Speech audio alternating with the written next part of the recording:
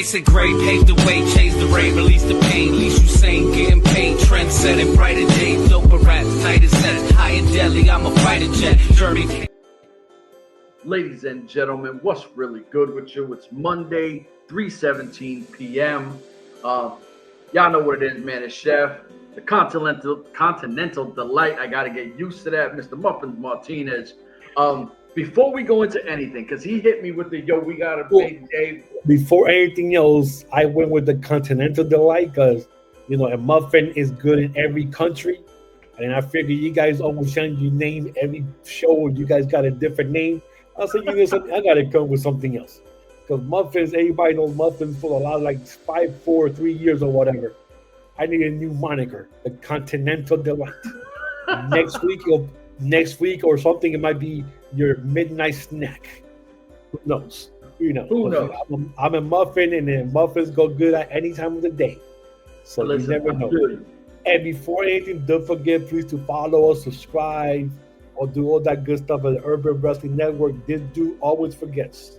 You know what I also forget? If you're listening to us on Spotify, iHeart, Pandora, whatever audio platform you're listening to us on, if you want to see what we look like, these handsome faces, jump onto YouTube, check us out, Urban Wrestling Network, man. Y'all know what it is, man. We talk wrestling. I do the sports on here. We got BKFC on here. We literally talk damn near everything that's there. Before we go into wrestling, because that's what we are, we're a wrestling podcast, and we talk wrestling, right? Now, I know he has a huge stacked card of what we're going to talk about, but before we go into that, let me just shout out, because on the left-hand side of this graphic, I had to put the big homie Brandon. Tom Latimer, a.k.a. Thomas Latimer, a.k.a. Bram, a.k.a. the Chesterfield Plague, the king of all evil, etc., etc., from the Impact, TNA, N.W.A. This man has done it. When I was going to talk this, because he just had the ICW match where he defended the 10 pounds of gold, which we briefly touched on the last time we were on here, I was like, damn, Bram bring the belt across the ponds. He did his thing, salute. The 10 pounds of gold is being seen on another production and defended. So that's super dope. But when I looked at it, Bram had, what was the name of the Pepto-Bismol belt? Oh God, that's the national heavyweight title. Okay, so he's a former national heavyweight title. He's a former TV champion. He's a former N.W.A. tag team champion, and now he's the 10 pounds of gold champion. And I was thinking, wait a minute, that's the Grand Slam. He's one of the most decorated people we've seen in N.W.A. history, and I think that he doesn't get the kind of props that he deserves at this point, because I was like, he's literally holding every belt you can hold. He's been a great champion, and salute to him. Like we said, Camille was in ICW. They were training young cats. They were showing them the ropes. Love what they did. But real talk, salute to the big homie, because in what we do here is we love to see people's stories. We call them resumes. But in here, there's stories because we tell them for them. So for a guy who don't like jumping on podcasts, which is big homie, we're going to spread the word for you, and you're an N.W.A. guy. The Continental Delight is an N.W.A. guy. So, listen, salute to the big homie Bram, because you keep doing what you're doing. At some point, people are going to be like, this might arguably one of the greatest of all time at N.W.A. who ever done it, with the likes of the Races and the Flairs and all these other guys, because you're winning gold on every level. Salute. My bad. I just had to throw that out there before we came in. It's wrestling, baby. That's what we like to hear. That's what we like to share with everybody else who may be stuck in only one promotion. Yep. We love to give love to everybody and bring you news from stuff like that. And that's news right there. He defended the title, the 12 pounds of gold, 10 pounds of gold. Good old Charlotte down the pot. And where was it at? I think it was Glasgow, Scotland. I know it's in Scotland, but I think it's Glasgow. All right. So look at that. So the NWA belt is going around everywhere. And if you, like you said, if you don't follow outside of the big couple of wrestling companies, you wouldn't know that the title is still being defended in different countries, different continents, different time zones. So that right there shouts out to and shows us that WWE and AEW are not the only two companies out here that people always watch. They're the main two, and there's other stuff out there close to your cities, states that keep wrestling alive on the indie scene. So that's great for what the N.W.A did, and that's awesome for Bram and Camille, who God knows what happened in AEW, but that's a different story and different show for that one. Word. You know, we're gonna have to cover that eventually. Yeah, eventually we're gonna have to do that. So yeah, for sure. So Saturday night, we had a big, humongous night of wrestling. We started off with WWE NXT Vengeance Day 2025. I actually forgot about this show because it was early in the day. Why it was so early? It was here in the United States. Don't know why it was at 6 o'clock on a Saturday afternoon. So it was a pretty good show. To me, I watched the replay later on that night, like around 2 in the morning on Peacock. And it was a straightforward show. I mean, there wasn't like anything like, oh shit, surprises type of deal thing. But, you know, we'll go down the card. We had Giulia, who is the women's NXT champion, defeated Bayley, Cora Jade, and Roxanne Perez in a 4-way to hold on to the NXT Women's Championship. This might have ended Roxanne Perez NXT tenure. I think this was her thing to go into Monday night. Tonight we have the match. Supposedly, it was also what happened last week. It didn't happen. I think it got pushed for tonight between Roxanne Perez and Bayley for whoever wins gets a intercontinental title shot, I guess. So this might be the chance for Roxanne Perez, even Cora Jade, to get sent to the main event roster now. Since now there's some openings from when the last week's or 2 weeks ago releases. They had Ethan Page defeat Javon Evans, your boy there, the flexible dude. They have Frexion defeat Josh Briggs and Yoshaki Inamura from N.W.A. And right here, after the match, they shook hands, and 4 Nemesis guys came out and did a beatdown on this 4 gentlemen. Yeah. We'll touch up on this later on in a couple of minutes. 4 guys with the little mask or whatever doing one of the beatdowns. One of the guys' mask came down, so you saw his face. So right there and then it happened against another guy. So I guess right there, we know these 2 guys, and I guess they had to mention their names right there and then. So we'll touch base that in a couple of minutes. And then in the no shocker of the night, Stephanie Baker defeated Fallon Holloway to become the new NXT North American champion. And like I said, I guess that was a surprise. In the main event, Obafemi defeated Austin Theory and Grayson Waller, which is downtown 8 under. But this is the main event. The 4 guys came out again and did a beat down on Obafemi, destroy Obafemi to close the show. But there was one more match, and I left this match last because this was my favorite match that I saw. Eddie Thorpe defeated Trick Williams, which means another guy who just did his job to go up to the main roster. Trick, I am telling you, I enjoyed Trick down in NXT. That was your boy. I can't wait till he goes up and get those fans yelling, "Whoop that Trick," and see when he comes out. An amazing job by Trick Williams. And I'm happy for Eddie Thorpe because you know me, and I've been saying this for years. I want an 100% Native American wrestler. Not a 25%, not 50%, not 136 Grand Cherokee, Pathfinder, give me all the different type of SUVs you could think of. A good, for honest, 100% Native American Eddie Thorpe in a good old-fashioned Indian strap match. Oh, hold up. I think I just messed up. I guess you can't say Indian. So I guess it's just a basic strap match. But me, I call it Indian strap match because that's what it was. It's a damn Indian strap match. I'm about to say that's what it was. Like, Yeah, but I guess you can't say Indian because now it's Native American. So I guess it's offensive to say Indian. So, but I grew up watching Remember that Indian strap match with Wahoo McDaniel doing the strap matches. And if you're looking for some good match, watch Wahoo McDaniel against Tully Blanchard in a good old fashioned Indian strap match, or him or Wahoo against Odie Anderson from back in the 80s. Remember that match that the Great Khali had? It was called like a Punjabi death match. Punjabi, yes. But they can't say that neither. Punjabi, yes.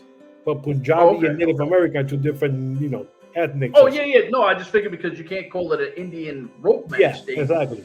Because now Indian is Native American now, where you actually have Indian people now from India. I'm fucking confused. But too old for that shit. Yeah, I know exactly. So I always called it an Indian trap match. So good. I mean, I'm happy for Eddie Thorpe. He's on his way up, man. He's gonna be doing great at NXT. Love the dude. Love everything about the show. Like I said, it was a straightforward show. There was no surprise except for the 4 guys doing the jumping.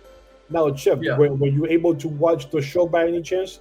No, I did. Okay. So when I watched it, I see, here goes the way where it's tough for me because we came in being fans of Stephanie McCourt and Julia, right? Like, well, however you say her name. Julia. Because to me you spelled Julia J, not G, and so because it's Giulia, so Giulia. Yeah, I know. It's weird to me. So we knew that they were going to come in and champ quick. Like, we knew that was going to happen because of how great they were. I didn't expect them to be this quick, both of them being champs. But then right after the Rumble, like I keep saying, the NXT girls smoked the women's roster of the main roster. And I was like, holy shit. Even to where we sat back and we were like, Jordana Grace, she had came out yesterday, right? Yep. And she kind of made it be known, like, yo, I'm here, right? Like, anywhere I go, and she even said that, I don't remember if it was a pay-per-view or something recently, and she said, I'll see you on Tuesday.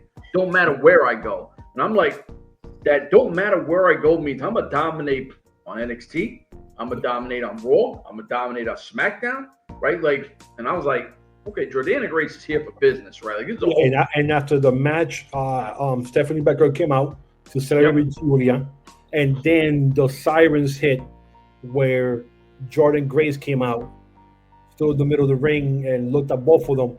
Right there, I was hoping she was gonna clothesline both of them right there once, and and end the show right there for the feud starting on Tuesday. But all she did was just stand there and glare. So, which means she's gonna start NXT.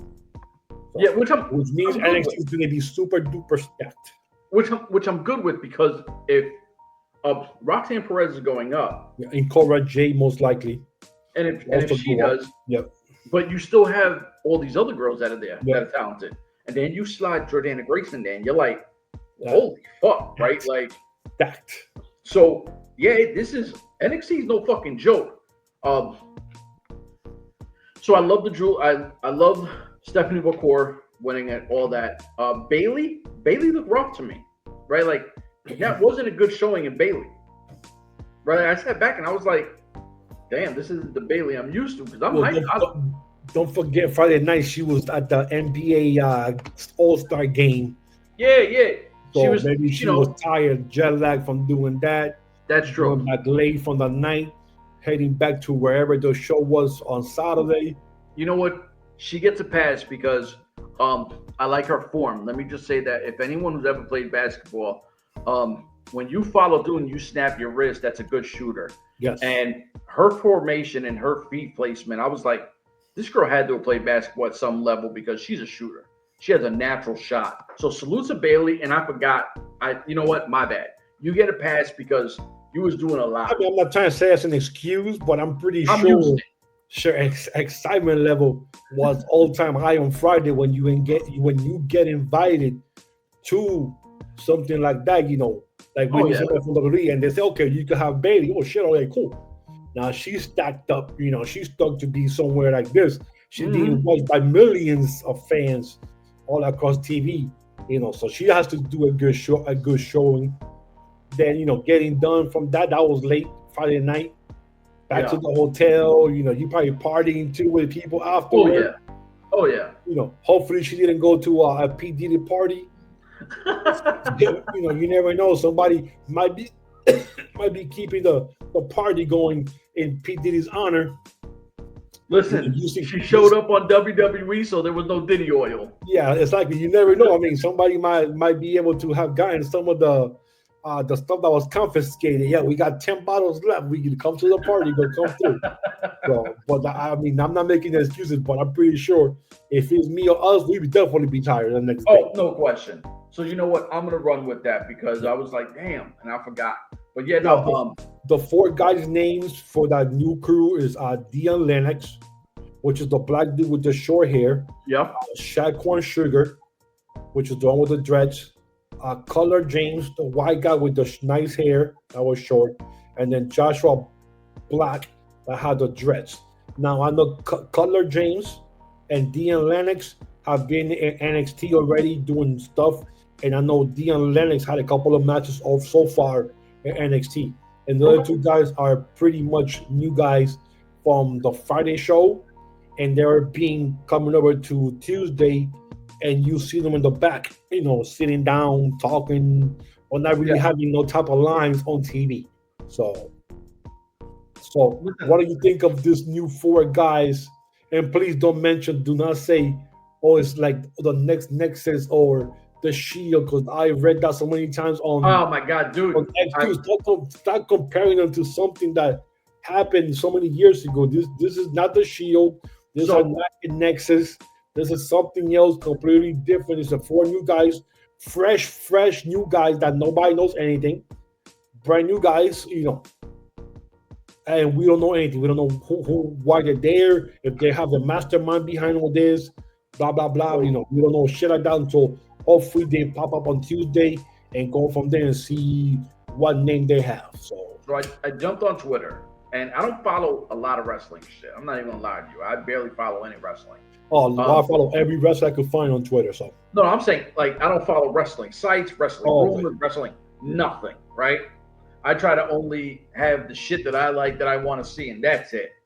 For some reason, I keep seeing the new Shield, the Shield, and I'm like, I thought that Dean Ambrose was in a fucking AEW, and I was like, there's no way Roman's not in the bloodline, right? Like, what the fuck is everyone talking about the new Shield? Dude, this guy did no move like the Shield did. This guy just came in and just straight beat down. So when I finally got somebody who posted a picture, I'm like, wait a minute. These are those new cats in NXT. This ain't no fucking Shield, right? So outside of the fact that these cats wore black, right, which is synonymous with kind of the beatdown kind of thing and aspect. Everybody kind of wears black because it's symbolizing a funeral or death or whatever. That was it. Just because somebody wears black, don't make them the Shield. What was they had no body armor. No body armor. No guards to be somewhere anything of the Shield at all. There were no high-tech boots or nothing like that. Like fucking relax. If anything, shit! It's the new 4 horsemen. It's 4 guys. If me, that's the first thing I'm thinking. Oh my God, the new horsemen. To me, if they wanted to throw something out there, it kind of felt like LAX, right, with the aggressive kind of style. Yeah, but not even close. It's not even close to LAX. There's nothing close to that. I don't mean to cut you off. I don't mean to cut you off, but if this was the main roster, it'll be main guy roster guys. This is NXT. Yeah. NXT's job is to push young guys that they're high on. So we will not know who these guys are. So I want to make sure that people understand why these are 4 no-name guys. Yes, it's because it's NXT. NXT is your training facility where you feel high about your guys. Okay, we're gonna do this stuff with new guys and go from there. And people got to relax because, like you said, with NXT, you're trying to develop the next group of people for your main roster. You're trying to find the next big star. So these guys are not developed. Don't call them DX. Don't call them Nexus. Don't call them nothing. Whatever their fucking name is, let that be. Exactly. Let's enjoy the ride. Stop with the this is that because of this. No, man, chill the fuck out. Let's enjoy what it's going to be. I'm excited. You know I like goon shit, right? So as soon as people started beating people I thought of you when I saw that. Oh, shit. This. You know, what they were missing, I was like, Chef, if they would have wore masks, like, God, Chef would have been crazy right now. He would have painted a mask already and would have put it like, look what I just did in honor of this new 4 cats from NXT. This is the new mask that I just did in my own vision, and you would have put a name and shit. Like, yeah, right here. You would have had it on the wall already, right here, baby. Dude, like, I loved it. I was like, all right, I got a faction, right? Like, Chase U was fun, and that's what it was supposed to be. It was supposed to be fun. Yeah. The group, I always forget their name, with William Regal's son. The second, what the fuck is it called? I know it's No Quarter Crew. It's some second No Quarter Crew. So I like them, and I really like everything. And the girl, Maddie, or Winkowski. Yeah, I love her. I love the fact that she had to work for hers because they were like, "How we fucking with you," right? So there's a great storyline to build up. That's what we want in wrestling.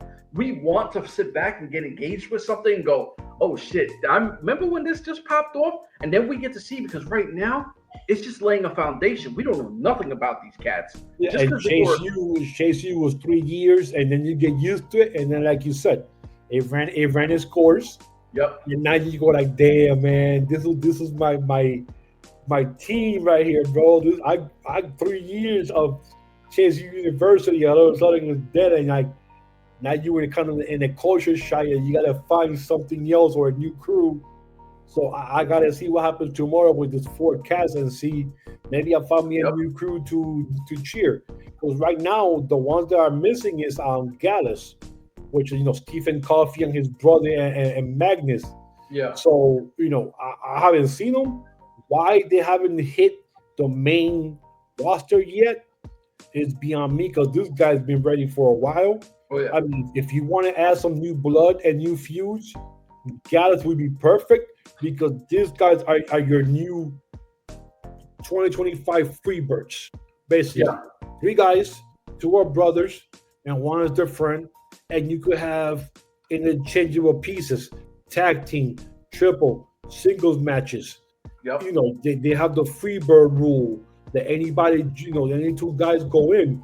So you can have so many feuds right now in a tag team or singles, but then you have to watch them, because then they'll jump you afterwards because there's 3 guys. So there's so many storylines you could do right now in the main roster, either or. But you have to cut. What's the saying? You have to cut the fat of the meat before you're able to put more fat into it or seasoning. So you have to get rid of some guys in the main roster to make space for the new cats, because if not, they're going to be home getting paid doing nothing for a year. It's like we say, listen, in the barbecue world, now, I don't know if you've ever made ribs. About that. Okay, so when you're cooking a rib, right? So the silver on the back, we call it silver, even though it's white or whatever. You take your hand, you rip that off, because that's cartilage. It's not going to cook right. So you rip that off, season your stuff, dry rub, or you marinate. I don't care what you do. That has to come off. So that fat has to come off, or else your ribs are not going to taste right. So in the business of WWE, sometimes you got to trim the fat, right? So you rip off the fat, and you got to start marinating. Your NXT talent is your marination. Whatever the best comes out of that, they get put up. Whatever's not, you're out of here. It happens. We're a fan of a lot of people that never make it. Listen, how many people we're a fan of on the independents or MLW or Impact Wrestling? They're never going to get to WWE. That doesn't mean you can't be a fan or they're not great, right? Enjoy what you like, but when the big business of WWE is the Mecca, there's not enough opportunity for everyone, because there's they're the best. So only the best of the best will work out in their mind.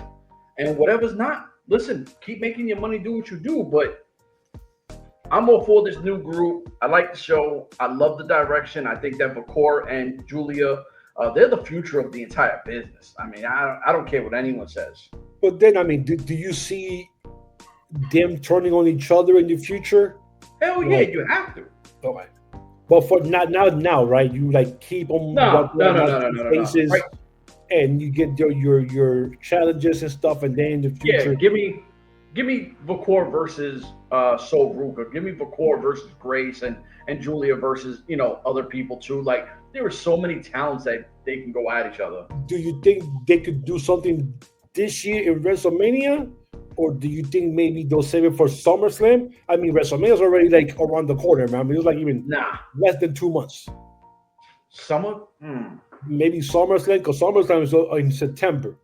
So what about that's like 5-6 months from now. So what about Halloween Havoc?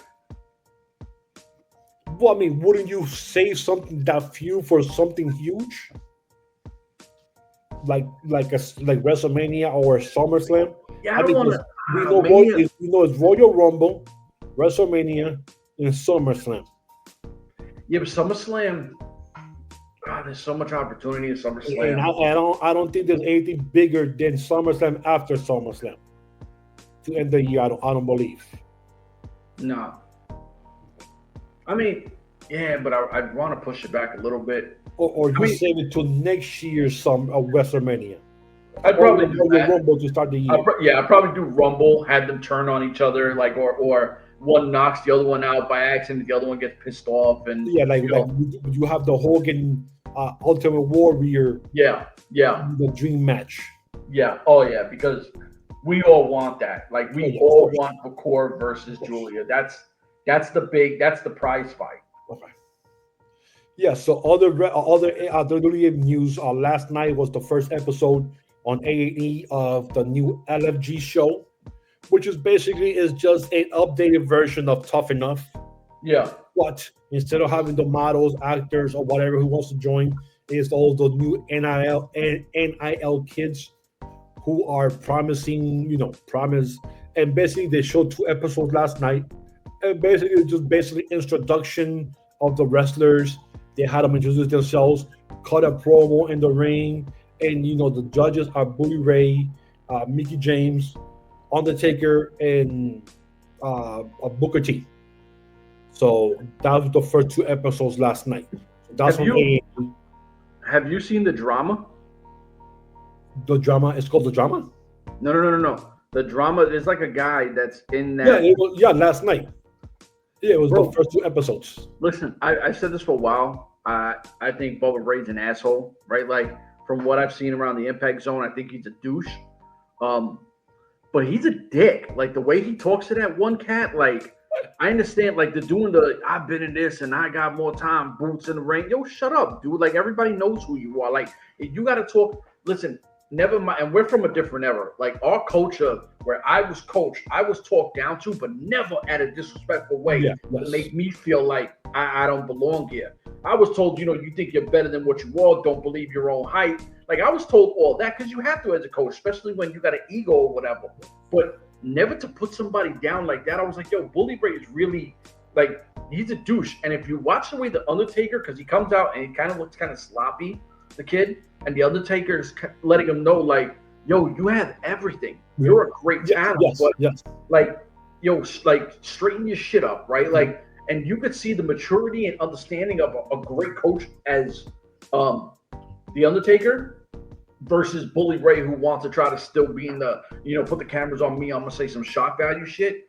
And I was like, you could even see that Mickie James was kind of like, oh, this guy's taking back. Like, yes. Like damn. And Booker, he's laughing. He's like, yo, this guy's great, right? Like I dig this guy, but you gotta understand, if you're gonna be a coach, you gotta be able to do this. I coached kids before. I've basketball and football. I've had kids that I fucking would like, oh my God, like, I would love to just whoop this little kid's ass because they don't process. But these are adults, right? Like, so as a coach, you're supposed to figure out a way to get to this person. If they can't understand your delivery, you have to adjust because you're the coach. And he doesn't seem like he's smart enough to adjust. So not feeling it. But that girl, the girl was like a fucking female Jacob Fatu. Yes. Oh God, what's her name? The nasty something. Yes, I like her, and I like the chick that has her American name, but she's Mexican. Dude, about her father being deported on her birthday, and then her brother took over the family business, like the family role, and then her brother got killed. I'm like, God. Now I've been following her for a while. When she announced that she was a recruit, the ID? Yeah, I started following her on social media on X, so I already knew about the father and the thing because she has told the story. But seeing it last night like that, I was like, oh shit. Dude, so you followed her and you followed knew her for story, like a month already, yeah. Okay, so you knew the story and it still hit you in a way, right? Like, oh shit, dude, because saying it how she always was texting it and doing things to actually having her in the ring in front of people and actually telling the story, and she's literally crying. Dude, it hits your core, bro. Yeah. I mean, what she's been through, what the family been through, how she toughened up to be the first person in her family to go to college, did all that she did, and I mean, I'm not going to sound racist, but in an all-white school, because that's where the school is. Yeah. And competing against other people top level in the SEC. Basically, it's the Southeastern Conference. Yep. I mean, if you know about sports, the SEC in football. Holy shit, that's one of the top 5, top 3 conferences in the whole nation when it comes to college football. So you got to understand when you get accepted to a school like that, your pedigree is good, and your chances of messing up are literally under a microscope. Because if you mess up and that's it. Especially us, our color, we don't get no second chances. So you gotta be walking that nice and narrow path to build something for yourself and your family. Make them proud. And hearing what happened to her, where her father and the brother, kind of shit, bro. Woo. See, like, I don't. I went like this, like, oh, holy shit, hold on, oh, somebody turned the fan on, Lord Jesus. This is where, like, I tell people, I mean, I'm not gonna tell, but you know me, I told you a lot of shit about me and how crazy shit was or whatever, growing up in the hood, whatever. But like, when my uncle, he's a Marine, he was stationed in Fallujah, Iraq, and he had came home, and obviously my grandmother's making pastelillos and panins and all that, so I'm helping her out because my uncle's coming home, he's on leave.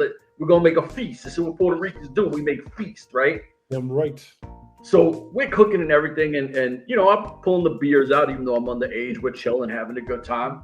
What? And, you put the underage person pulling the beer in their own family, Puerto Rican family? What? Hell yeah! You act like that shit don't happen, please. What?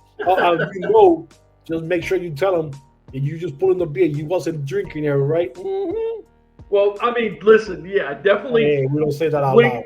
Wink, wink. I wasn't drinking, but you know, we was not. So we go into the hallway. My grandma lived in the projects, and we're just kicking it. Me and two of my friends, everybody, your uncle's home. We chilling. Our guy is home. And one of my friends said something about being hood, right? Because my uncle saying, yo, y'all getting a little too old for this hood shit. Like, chill the fuck out, start figuring life out. And my man, God bless the day, he told him, yo, I'm a hood motherfucker for life, this, that. He said, you know what's crazy? I was just in Iraq. I seen kids, 12-year-old kids killing each other for Tylenol, where you can go get it for 99 cents. Mm-hmm. You want to know what hood is? Listen to me. He started telling us how other people in other countries were living. Let me tell you something about Mexico. Yes. I'm not trying to make this a fucking Netflix documentary. Go watch an episode of Narcos, and you'll see what Mexico was like. And I'm talking, it don't matter if you're a farmer, a fisherman, you could just be outside and wrong place, wrong time, right? Like, Mexico was not that place to play with. The cartel is everywhere. The police, the federales, they're shook to them. So you got to understand the kind of lifestyle that these people try to grow up in. If they were doing the right thing, wrong thing, whatever, She's a success story. And when she told story, I didn't know it. I don't know her. That shit hit me like, God damn, I gotta root for you. You gotta win to me, right? Like, I love the story because when you make it out, the next kid can make it out. And this is why when we did the interview with Slice Boogie, when we were talking, I said, yo, you're an inspiration because you're from my hood. And the next kid that sees you might go, yo, you know who that is? And I won't even say his real name. That's Slice Boogie. If he made it out the hood, we can make it out the hood. These are the kind of inspirations I love because, yeah, if you had a regular guy from just say a white neighborhood, rich neighborhood, middle neighborhood, yeah, whatever, the opportunity's there, right? It's a good neighborhood. Doesn't matter if it's white, black, Spanish, or whatever. But a good neighborhood's a good neighborhood. When you come from nothing and you make something, I'm all about it. So I love this girl's story. I was like, damn, this shit is way too raw and real for WWE, right? Like, this is next level. Definitely pushing for her. So. Yeah. And then you had the other girl, the nasty whatever. She's like Samoan or whatever she is. I don't know what she is. I just call her the fucking female Jacob Fatu. When she started talking, I'm like, you know she's been around the block because she is way too authentic, right? Like, this is not someone who practiced a gimmick and, you know, they're the dead man or whatever. Our life, yes. Yeah, you lived that. And the way she talked, even Booker T was like, oh, snap. Like, and it looked like she, you know, I'll beat up whoever. There's a lot of these cats I'm really excited for. And this shows the level of this ID thing, right? Because we don't, like, you knew her. I did not know her. Yeah, I already following. So I'm here. I'm like, oh, man, I like what I see. The white guy who's pissing Bully Ray off, I don't know his name neither. But if he's as good as Booker T says, who Booker T has his own indie promotion where he builds stars, right? Like, this is what he's doing. If he's sitting there saying, yo, he's got it all, he just got to fix his head. This is their job. Because and he might use him in his own company there just to kind of get him going there, you know, get his feet wet. And I mean, that's the dope part about these guys, right? Because yeah, you can have, if Booker T says, hey, yo, I need this guy on RCW. And I'm going to have him over here, have a few matches. I'm going to get his mind right. You telling me that Shawn Michaels and Road Dogg and Triple H are going to be like, nah, because he's an ID guy. Get out of here. No. So basically, yeah, so that was Saturday night. Oh, that happened last night. Then Saturday night, we moved to AEW. So Saturday night was a stag night because you had WWE. And then if you're into the All-Star Game NBA stuff, you had the Skills Challenge. You got to see Mac McClung fly through the sky over a car and do 4 dunks of 50 on the score every dunk that he did, win the championship from that. And if you stay afterwards, you have AEW coming down from Australia. So they had gone down to Australia there with the kangaroos and the koala bears. The koala bears in Japan, my bad. The shrimp runner Bobby. Yeah. The kangies, the kangaroos hopping around and shit. So they had the show there from Australia Saturday night. They did it earlier because of time difference. And then they showed the show that night. So they had Kyle Ospreay and Kenny Omega defeat Kyle Fletcher and Koneska Takashita from the Dan Callis family.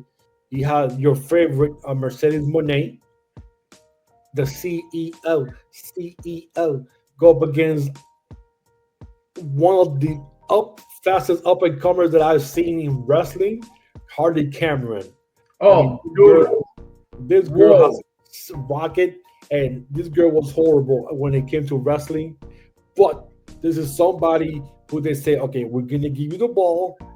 You go out there and do what you can. And this girl has taken the ball and she's ran with it. The wrestling has been getting better.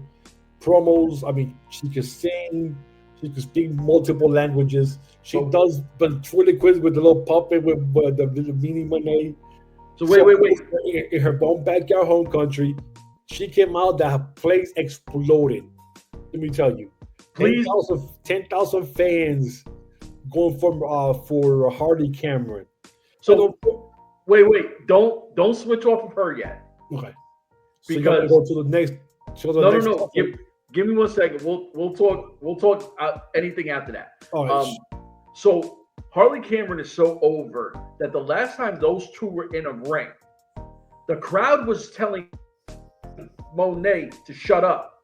They don't want to hear her, right? And this is the one thing that Sasha Banks is great at. You give her a mic, she's mean, right? Like, she has charisma for days. The wrestling is okay, nothing special. But when that crowd started telling her to shut up, and then she kind of looked like, they ain't talking to me. And then she said something again, they told her to shut up again. She was like, you could see it like, holy shit. That is showing you, not that she put like, it's not like, what was her name that was with Ali? Maria Kanellis. Remember Maria Kanellis? Yes. Maria Kanellis got Ali over so bad. Yes. Right? Like, you were like, oh my God, there's no coming back from this because Ali is just, she's it. This isn't the work of Monet getting her over. This is Harley Cameron getting over. And she's the hottest thing, I think, for the women's roster. Not talent-wise, but fan base-wise, I don't think anyone touches her right now. Not Thunder Rosa, not Mercedes Marneau, the girls from Impact, Taya Valkyrie and Deanna Purrazzo, who live on our wage. Like, none of them can touch this girl's fucking level of fan base right now. Yeah, and unfortunately, Cousin Tony doesn't know when it's time to go with what the crowd is telling you to do. No, he's terrible. So, unfortunately, Harley Cameron lost those match. Then she had a real good, passionate interview after the show in the back or whatever. So, I'm hoping that they keep exploring with Harley Cameron, keep doing stuff and put a different feud, or either having go back again and have her wrestle Monet again in a different show and hopefully win the belt from her, or or whatever the next feud is. But keep whatever she's doing, keep it going. Get another puppet of a different wrestler and do the voice like she does and have her sing. Because right now, you gotta strike when the iron is hot. Yeah. And Harley Cameron is sizzling sausages right now on the sizzling sauce. Listen, if this was NBA Jam, all you hear is "She's on fire." On fire. That John Moxley, Claudio Castagnoli defeated Adam Copeland and Jay White, and now Adam Copeland goes by Cope now. Cope. Yeah. Whatever. You have Okada against Buddy Matthews. Interesting thing I want to tell you after this last thing. And then they have Mariah May against Toni Storm, and Toni Storm won the belt again. So now Timeless Toni Storm is back as being the AEW Women's Champion, which the crowd ate it up because also another Australian. So she got to win the belt in her home town. So now I understand why they didn't pull the trigger on the Harley Cameron one, because it would have been the two girls' hometown getting the belt. But what it is. But Buddy Matthews later on that night went on Twitter and he was pissed off because I don't know if you saw the show. He jumped up. Oh, he sprained his leg. And dude, you could see in slow motion he almost broke his ankle. Yep. And then he just played it out. Nothing ever happened. That would have been on the ground right there crying. But I heard he's complaining about it because I guess the ring was only a 16 by 16 ring. Whoa. It was only a 16 by 16. So he wasn't happy about that. He was mad about that. So he made sure to post something and then now delete a post that's no longer there because he got deleted. His displeasure at the 16 by 16. He almost messed up his ankle. How everything was so close to the ropes and stuff like that. So he wasn't happy about the 16 by 16 rope. Now, did you get a chance to watch the show? I know it was late. No. Okay. So this was in Australia, 10,000 fans, the third largest gate. They did $1.3 million on the gate that night. Okay. This was so disorganized when it came to merch. They didn't think, or they didn't know, or they didn't foresee stuff running out.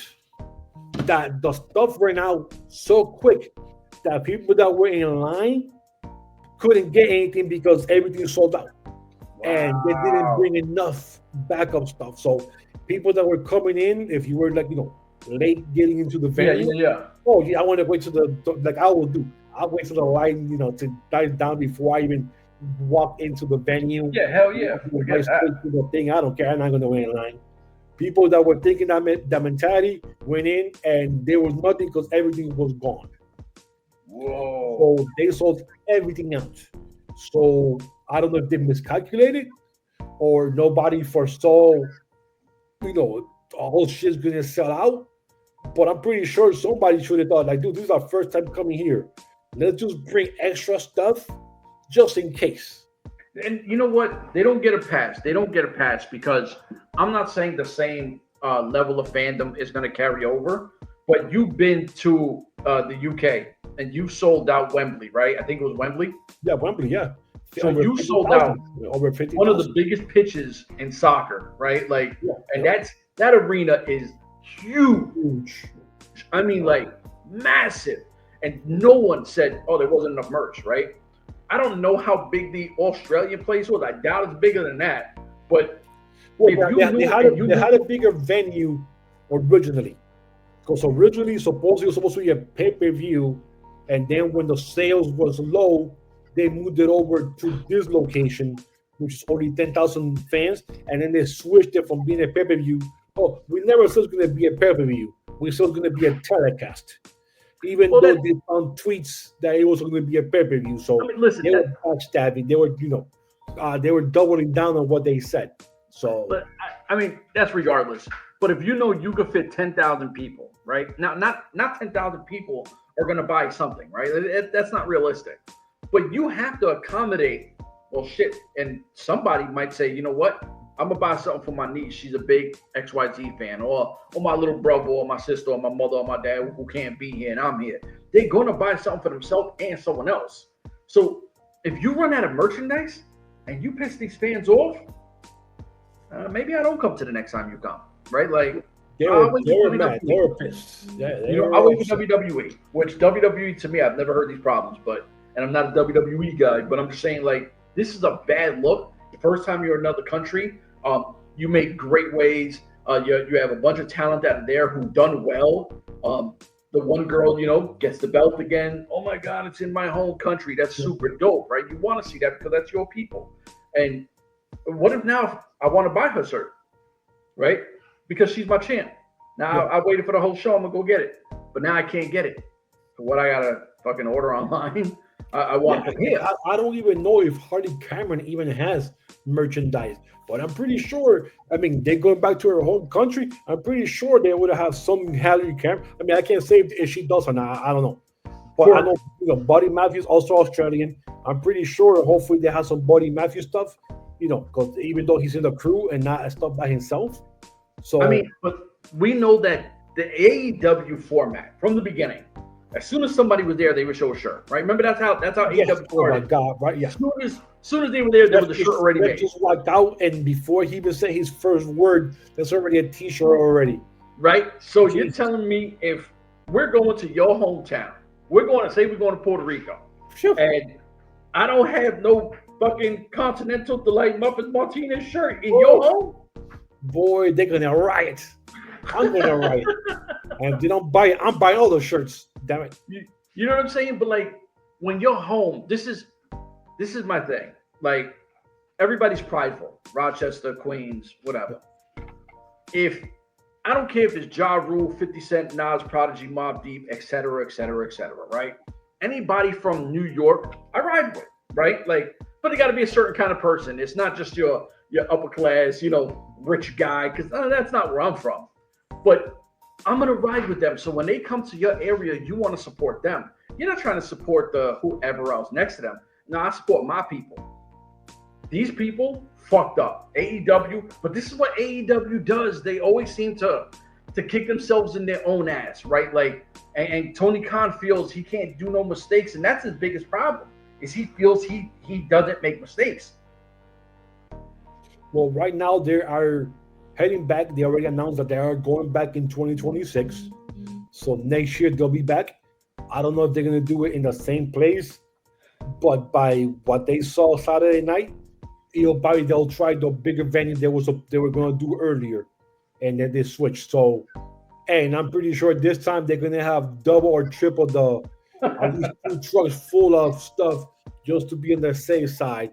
But if you watched both shows that night and you see the reactions and you see the production, WWE is the mecca of everything. Everybody knows WWE is the universe.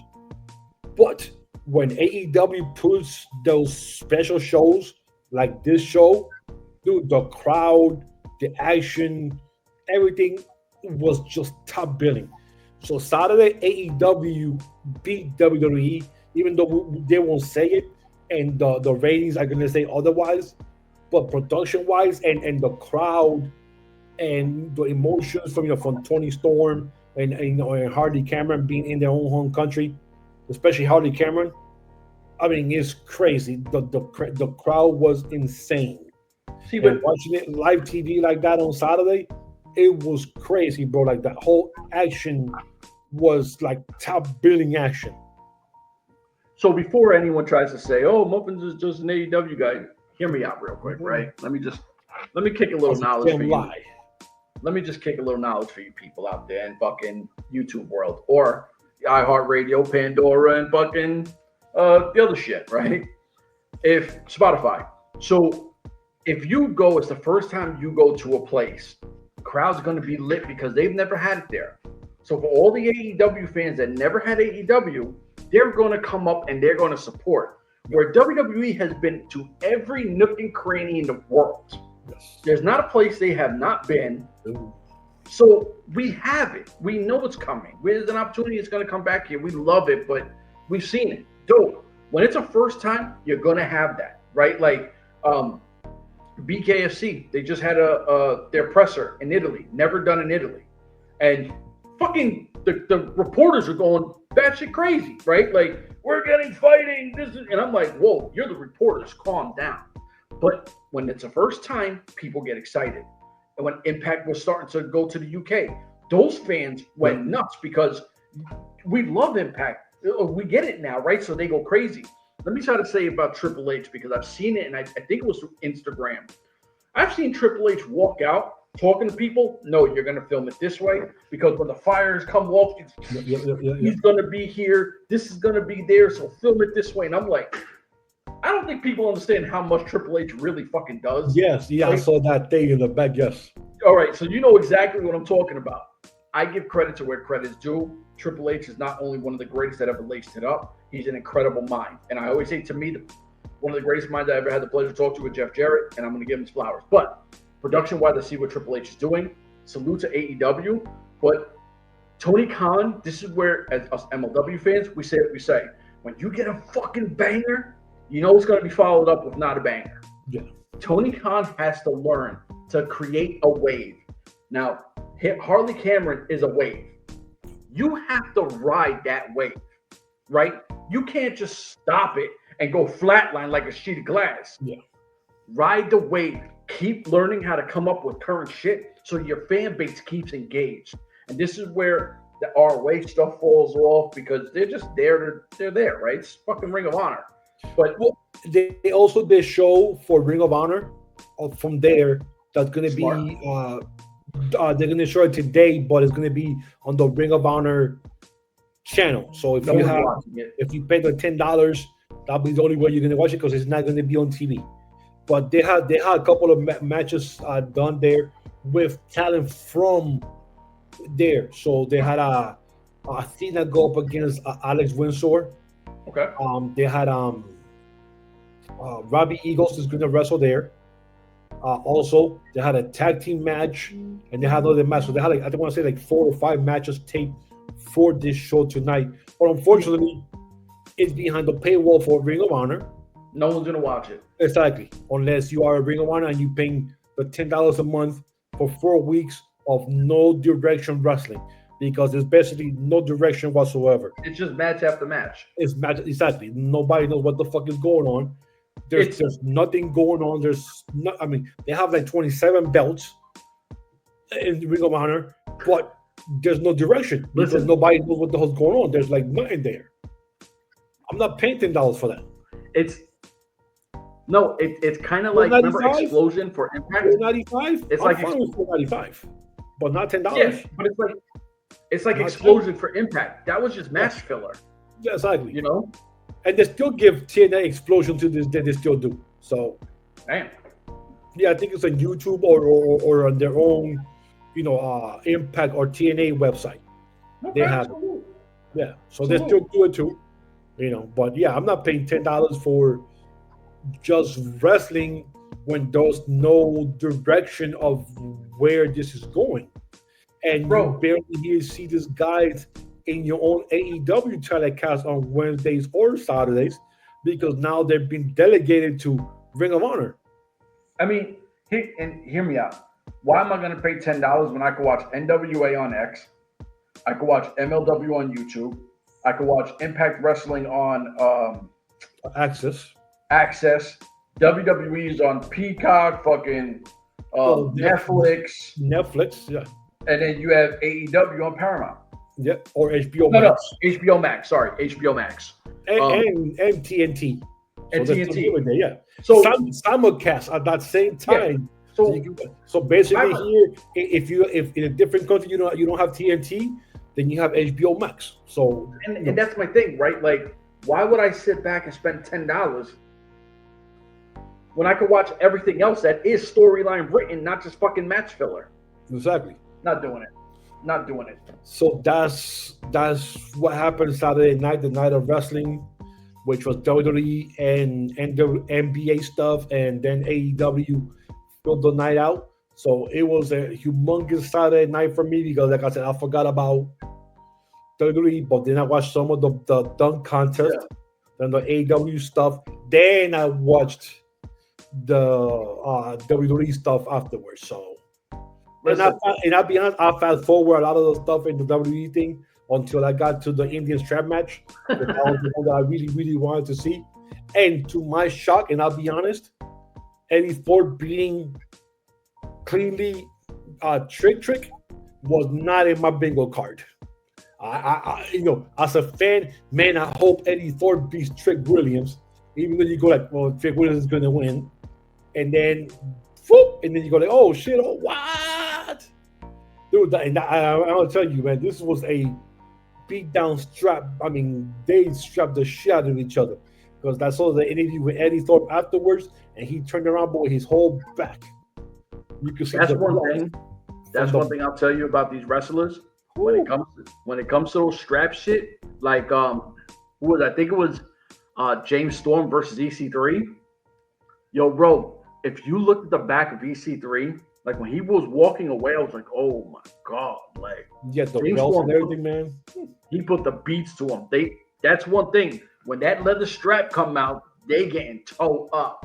Man, don't put me ever in a strap match because I might have a PTSD from the beatings we took as a kid with the belts, and I'm like either gonna run out of the ring crying, or I'm just gonna take all the frustrations out on that poor wrestler and no, you're not my mama, you're not my mama, no, you're not my mama. Mama, don't hit me again. Oh, don't hit me. I just cower in the corner. I quit. Ladies and gentlemen, the fastest strap match ever. The Contender the Light has quit in the middle of the ring. He's a big pile of sobbing doo-doo over there in the corner. He's just crying, calling, Mama, don't hit me no more. Don't hit me no more, Mama. The PTSD kick card on this match. But yeah, it was an enjoyable night of wrestling on Saturday. Now we have Monday night, Tuesday night, WWE. Thursday night is going to be a live episode of Impact this week, so don't forget, because this is the one from Full Sales. Okay. Thursday, so I got to remind you to watch that one because it's going to be live. Santino was on the show on Saturday. He popped up on the Vengeance Day. So, this guy got a pop. Like, they were going crazy. So, he was talking to Ava in the back. So, we might get some good stuff coming in this week. Starting tomorrow, running to Thursday, running back to Tuesday. Because then after that, everything is going to be taped after that for TNA. For the rest of the month till the next live show in March. But I'm enjoying what they're doing. I'll be honest when I say this. The last 3 episodes of TNA have been very enjoyable just because of the fact that they had a live show followed by a tape that they taped for the next 3 episodes, and it was good because it was like you could see the partnership working between both companies. Yes. You can see the product is being done differently. And now we'll see this Thursday is going to be another live episode. So now I'm looking forward to see what new feud is going to start, which TNA wrestler is going to come out this time, because now their Fraxium is teasing a match against your boy, the Hardy Boys. So, I mean, that's something that I would love to see. I'll be honest, to see, Fraxium, which is young, fast tag team, going up against veterans like the Hardy Boys. To see, I mean, I understand your feeling, but there is a measuring stick when you are talking about the Hardy Boys, who could still, they're not in their 50s, they're in their 40s, but they can still go. So you can still push them. So they're not like in this group in the 50s, and you're like, it's not the same because they couldn't keep up with the young guys. So they're still there. So they're going to be able to keep up with the Fraxium guys. So that's why you got to do this match now. And maybe you start doing something now for the next Impact pay-per-view. No, I mean, listen, I'm not a Hardy Boys fan. Never. I understand that. You know what I mean? But like, right there, you can have a title versus title, where whoever wins gets both of the titles, and then you can have even the Hardy Boys come over to NXT to defend the titles, or you can have Fraxium now defend the TNA title on NXT, or vice versa. You know what I'm saying? So people don't get shit confused and fucked up that might live under a rock, right? Yeah, I don't like Matt Hardy. This is no secret. Yeah. But no one's ever going to shit on Matt Hardy or Jeff Hardy and act like these guys are bums, right? Like, just because I'm not a fan don't mean that these guys aren't arguably one of the greatest tag teams of all time. They are. Or you think wrestling tag teams, if the Hardys aren't on it, it's not a legit list, right? Let's just be honest, right? But at this point, easily top 10 tag team in my book if the tag teams are from every company, not just WWE or not just one place. Facts. My tag teams my list of tag teams are tag teams that were able to go all over. That's how I see my tag teams. So no, you're not going to see Demolition or no team like that or a New Day. They're not in my top 10 because they only wrestle in one company all their lives. I agree with you. I'm good with that. I am totally good with that. That's why I always say the Road Warriors, Midnight Express, the Hardy Boys, the Briscoe brothers, rest in peace, Jay. Because they were able to wrestle Japan, Ring of Honor, AEW. They were able to wrestle in all the places all over the world, even in indies shows. And I consider that tag team wrestling. 1,000,000%. What I will say though, and this is why I don't like dinosaurs, right? And listen, I'm 45. I'm an old dude too. I'm 52.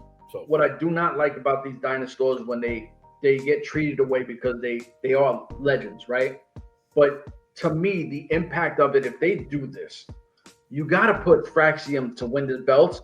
They have to put them over because, like I was saying when we talked the John Cena thing, everybody's always going to say John Cena's last Royal Rumble was eliminated by Jey Uso. That's going to be part of the wrestling history of John Cena, arguably one of the greatest ever. Now, he gets that because he's the one who eliminated from his last. John Cena didn't win because of him. Now, with Matt Hardy and them, if you're telling me that Fraxium beats them, they don't go, holy shit, Fraxium beat Matt Hardy and Jeff Hardy, the Hardy Boys, and they won a title. That's a huge moment and a thing for their resume going forward to when they eventually hit the main roster. Now, we battled the best. We beat the Hardys. There's no one on here that we can't bang with. Give them Motor City Machine Guns. Let them bang with them and give them the opportunity to keep growing. That's where I'm at with that. Yeah, and also that's a good thing because Motor City Machine Guns is another team that the same age as the Hardys, already pushing their 40s, that can still go, and you could say they beat a best team in the Motor City Machine Guns, not an old 50-something-year-old Motor City Machine Guns. Yes. They beat them where they will still have some juice in their system. They were able to go. So yes, I mean, Motor City Machine Guns, that's a humongous feather in your cap. Yeah. The Hardys, you beat the Hardys and the Motor City Machine Guns in the same year? Shit. They're going to put you in the Hall of Fame already, and you're only 25, 26. You know what I'm saying? Like, put them in the Hall of Fame now. See, this is the tag team because they just be the two of the best teams in the world in the same year. This is why we do what we do. Like, this is why we come on. I'm not saying we know more than he knows more than damn. No, I don't. I mean, but then imagine if Jay was still here. Rest in peace, Jay. The Briscoes, they wrestled the Motor City Machine Guns. They wrestled the Hardys. Yeah. The Briscoes, dude, right there. Mm-hmm. Right, dude, like so. That's boy. You could buy your own feather. Forget the putting the feather in the cap. You could buy your own feather, buy the cap, just do whatever you want to do with the feather and the cap. See, but like, and that's where I was going with this. This is why we like coming on. We talk our shit. We try to make some sense, have some fun with it. But there's a lot of knowledge that goes into it, and a lot of ideology of why. Like, it's not just where fucking Marks or Homers where everything in the promotion we like. Nah, fuck that. We talk all wrestling. If we like something, we like something. We don't, we'll skip over it if we don't. Like, this is what we do. So, listen, I think we hit everything, right? Yes, sir. So don't forget, Tuesday tomorrow, Thursday live, Impact Wrestling for Full Sales, which is the old stomping ground of NXT. Now it's going to be, and who knows if this Full Sale thing pops up on Thursday, who knows if in the future you might see TNA Impact, if they don't want to go on the road, you do something every month from Full Sales. We're just saying. You never know. Sometimes the writing is on the wall, and sometimes the writing is in front of your face. You never know what happens in Full Sales. Also because of NXT that belongs to TKO WWE. You never know if this is the little ball rolling right now of maybe, like we mentioned a couple of weeks ago, WWE purchasing TNA. Listen, we're just super excited. This is what we do this shit for. Like I said, man, like, subscribe, share, all that good shit. We talk all wrestling. We show love. We don't know when we're gonna have Papo Esco on, but we're gonna have King Fatboy or Papo Esco on soon too. Before we go, one more news, and I'm shocked about this. Jason Alexander, from the rumors, has signed a contract. Yeah. And it's not to where we thought he was gonna go. I heard AEW. Yes. Yeah. And the reason why he sat down with both of them, both companies, they gave him the contracts, and right now he's a husband, he's a father, he's wrestled his way for a long time in these and TNA. Now he's at that age that now family takes over everything. Yeah. Where you need that insurance because now you got 2 kids. You're a husband, you're a wife. Now you got to watch out for your health. So AEW was the one that gave him the bag.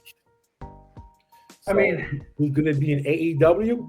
I am shocked if this is true because I never even can see his wrestling style in AEW. Listen, bro, he'll be on Ring of Honor in 2-3 months. Yeah, he's not charismatic enough. He'll be in ROH in 2-3 months. I wanted to see the North get back together. Him helping out, Ethan Page get back together down in NXT. But he's not in his 20s anymore. He's in his 30s, going up pretty soon. He'll be in his 40s. You got a wife with kids. You got to watch out for your health, and you got to go where right now the money pays. Listen, right now, so salute to him. Wish him nothing but the best. Get your back. I think he'll be in Ring of Honor, which would completely suck. But I hope not. But we'll see what happens with those storylines. Who he gets to wrestle first. How they push him. He'll be in Jericho's fucking group, and oh God, don't even say that, bro. Because I can really see that already. So listen, him be like, oh, I'm the N.W.A now. I'm the yes. Because now he has a new crew now with Josh Alexander and whoever else. Call them the Canadian crews. They'll get all the Canadians into one group like they did before. Listen, I don't know. I don't know, but it is what it is, man. Like, subscribe, share all that good shit. For myself, Muffins Martinez, we out of here. No, the right name. Oh, Continental Delight. Listen, man, you've been Muffins Martinez for like 4 fucking years. And you have to read the name. You have to read the name that's there.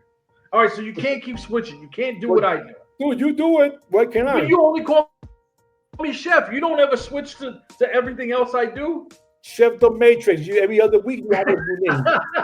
Continental Delight. And then maybe next week I'll be the Midnight Snack. I don't know. I'm still thinking about it. All right. So this is going to get a little harder for me because this is what happens here. The Continental Delight. Chef in the building. We out of here. Deuces. Deuces.